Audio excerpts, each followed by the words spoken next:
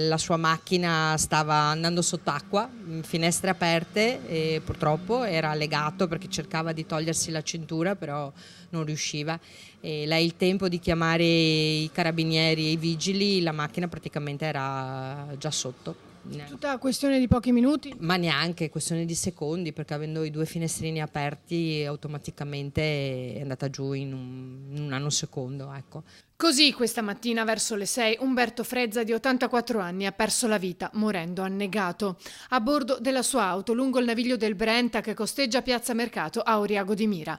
L'auto dell'anziano è caduta qui, dopodiché con la corrente è stata trasportata al di là del ponte dove poi sono intervenuti i vigili del fuoco.